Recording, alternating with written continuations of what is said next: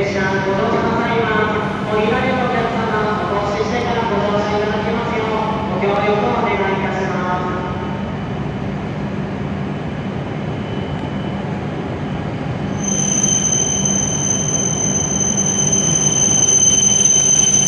まもなく14番目のドアが開きます。ご注意ください。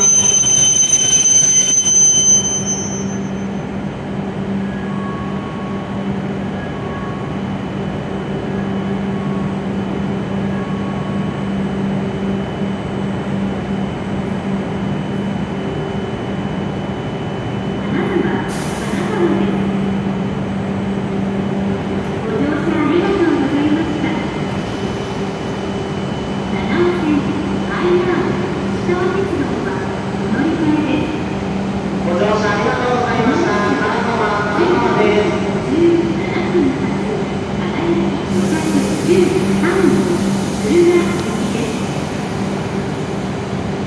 次の停車駅は上です。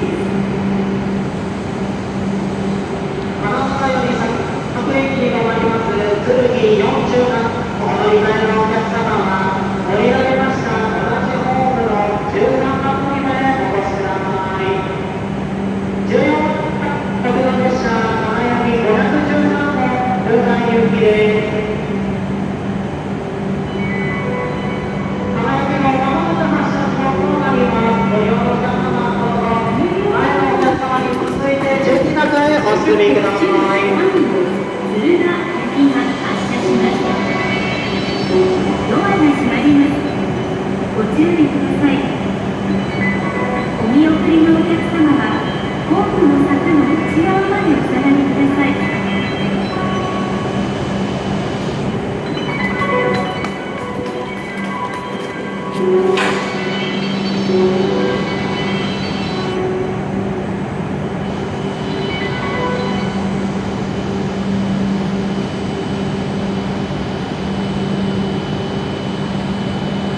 12番ご注意